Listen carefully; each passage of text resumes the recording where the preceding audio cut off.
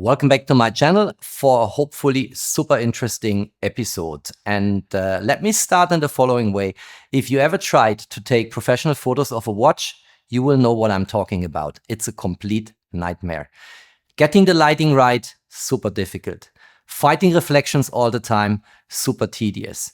And here in this video, I'm going to show you live in a tethered shooting setup one machine which solved all my problems with respect to product photography. I purchased this in the context of a client mandate, and it's very well amortizing and made my life so much easier. In this video, I want to show you what this machine is all about, how it works. Of course, I demonstrate live the tethered shooting, which I do with that machine, and I will explain everything that is interesting for you. I will do a subsequent video, very likely, if this video gets some interest in the community, where I use a different camera. Here currently you see wired up my Canon EOS R5 Mark II. And this machine here, which by the way, I didn't mention, is called the Orbitvu Alphashot Micro version 2, is dedicated for Canon cameras. So if you want to do the fully wired setup, then you better have a Canon camera. But I also use this machine already with Sony cameras, other brands. It works like a charm, and it overcomes all the difficulties with the correct lighting, fighting reflections, everything I mentioned just a couple of minutes ago. Let's kick this off.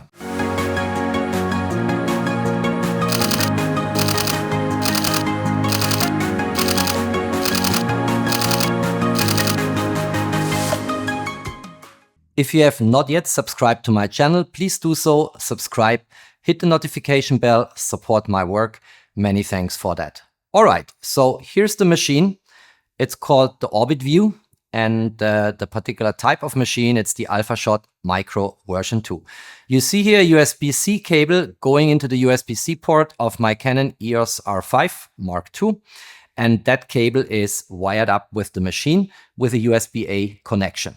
And then the machine itself, you see here a cable just in front of that 50mm macro lens from Canon, is wired up with my Macbook Pro. And since it's a USB-A connection again, I need an adapter to convert from USB-A to USB-C, because modern Macs don't have USB-A ports any longer. Then there's a software which is called the Orbitvu Station. And with that software, I'm going to demonstrate this live. I have control over a fully tethered shooting setup. And with this, I can do everything I want in product photography, because that Orbitvu, and I show this live in the software in a moment, has a lot of LED panels. And the light comes then from different directions. And with this software, you can tailor-made steer where the light is coming from. In this way, have full control, create templates with workflows for certain product categories, and just get perfect product photos, including focus bracketing and focus stacking in the software. So you don't have to carry the frames somewhere else in a folder and then get some other software which does the focus stacking for you in your focus bracketing sequence. So a very nice setup here. And I will switch now into screen recording on the MacBook. We'll shoot a watch which is up for sale. I do these product photos for a client. And the goal of this session is to get really good photos of that watch. I will explain later what type of watch it is. It's a very nice watch. Would love to have it myself. And when we have then high resolution images, I can show you all the details. All right, let's get the work done. I'm sitting down on my MacBook and will walk you through some of the steps I have to do. And you will see how easy it is to get perfect product photos with my Canon EOS R5 mounted on the Orbitvu Alphashot Micro version 2 and wired up with my Macbook Pro and the Orbitvu Station software. All right, so I'm here in Orbitvu Station. That's the software that came with the machine. And I've, by the way, made my mouse pointer here neon green to make sure you see what I'm doing here, so you can follow this. I made it bigger, and that's for your convenience, of course. And you see here that my camera on the left-hand side has been recognized, Canon EOS R5 Mark II. I also shoot the Orbitvu Station with the EOS R5, so the predecessor, because there we still have the 400 megapixel multi-shot option, which Canon ditched, unfortunately, for the Mark II. I don't know why, actually. And there is a lot of speculation going on and rumors in the web why they did not include it. I don't know. doesn't matter. We have here 3 sections basically. On the left hand side, I can steer, for instance, here under camera settings, my parameters in the light triangle. I have templates for lighting. I'll show you this in a moment. And I can also steer each and every of the LED panels isolated here and on its own. And in the center, we have the live view where we see the watch. I've not perfectly centered it, but almost perfectly. And on the right hand side, we have a panel with a turntable. So watch this. If I push that button, the watch will start to rotate and allows me also to see, for instance, through the sapphire of the backside of the watch. And in this way, I get all angles I can think of and can present the watch in a very nice way. This is also used for 360-degree shots, and you can automate the workflow here for basically dialing in different angles where you want the product to be shot. And now let's go here and let's look into this here. So first of all, we have here different templates for lighting, and you will see live how this updates. Here's a template, here's another one, here's another one, and so on. This one here is from the top, and that's already pretty cool. You can also define your own templates, but that's not what I want to show in this video, of course. We have here the parameters in the light triangle. We have here shutter speed. Watch this. I can make it faster and everything gets darker. I can make it slower and everything gets super bright. We have here the aperture, and here the aperture is opened up more wide, and here it is stopped down. And we have here the ISO. For the ISO, I want to shoot at an ISO of 100 because that's the base or native ISO of the EOS R5 Mark II. And then we have here these LED control elements, and they are numbered. And whenever you see in the circular dark control element here a white section, that's actually indicating where the light is coming from. So for instance, here we have the light coming from the back of the watch. On number 5, we have the light coming from the front. And I can steer them all manually now in intensities. And if I set them all to 0, everything will get pitch black. And now let's start, for instance, to look at, by the way, here we have light from the top. That's the T here. Here we have light from the bottom. And I can also steer with one of these elements, a separate LED light, which is installed. I'll get a second one very soon, which I ordered. And let's say we want to have light from the front. So let's go to control element number 5 and let's dial this up. And then you see how the light is coming. And we can enhance this now and also get some light from the back here, you see. And the watch and the rubber strap get set in scene beautifully. We can also go to elements from the corners here. Let's say this is light number 1. Let's give it a little bit, a 20.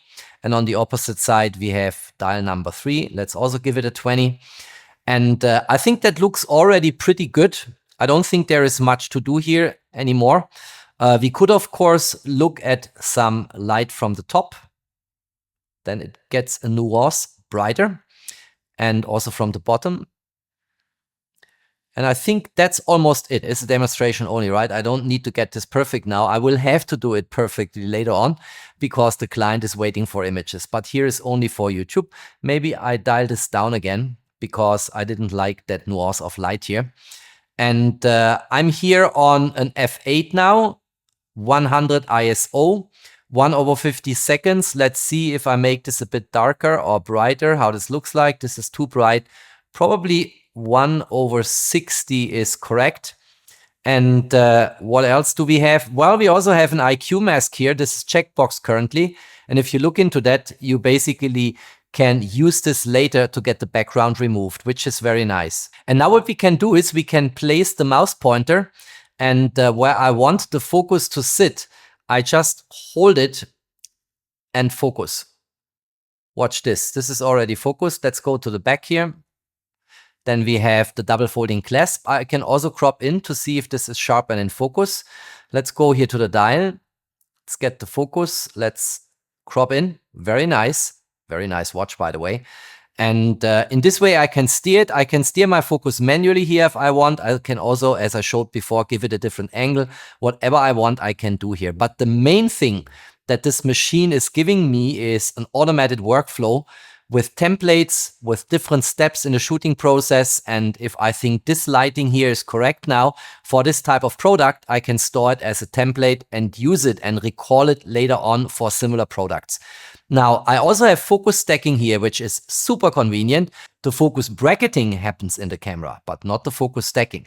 But here it's all in one, and this is called super focus. So let's go to on here, and now we activate this. And now I have to first tell the software where is the focus point to be sitting closest to the camera, and that is very likely here. We can then check if the focus is correct, and yes, it is. This is a carbon case here, very nice, of that watch. And now let's get to the one which is at infinity from the camera away. And here we want to have the clasp, of course. And here we see that's also updating nicely and is giving us the right focus point. And now we are good to go. And we can also give it some steps here, whatever we want. I leave this at 10 typically. And now we can start to shoot. And then the camera will do its thing, steered by the Alphashot Micro. Watch this.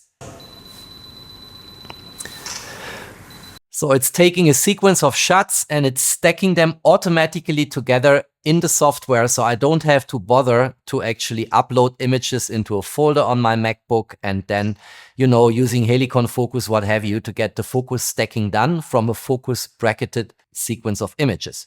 That's not what we have to do here. So you see what the machine is doing, how it's steering the camera fully automatically, very nice. And once in a while we'll be done with that shot and can look at the image in the edit section. I think this is it. Let's go here to edit. And you see the watch is nice and in focus. Let me make a couple of remarks. So first of all, we can crop in here. I will get some post-processing done later. You see I had to screw out the crown because that's the only way how I can get the second hand here at 9 o'clock to stop moving. And if you do a focus bracketing, of course, you don't want any hand on the watch to move because this will give you different positions of this particular hand and it's impossible to actually get them stacked in an appropriate way. But what you see here, this is sharp corner to corner. The double folding clasp is sharp here. The dial is sharp and this looks actually really, really good. All right, so here's the end product. That's the watch. I still need to do some post-processing, I guess, a little bit here and there. And I should have also cleaned the watch better. So before I go to the next sequence and shoot this watch finally for the client, I need to do a more proper cleaning here. But it looks really good. And since the background was removed, I also could donate to the watch some blurry background here with Bitcoin motifs, Bitcoin atmosphere. And I think the watch looks good and it has a lot of detail. It is sharp corner to corner. Look at the double folding clasp here.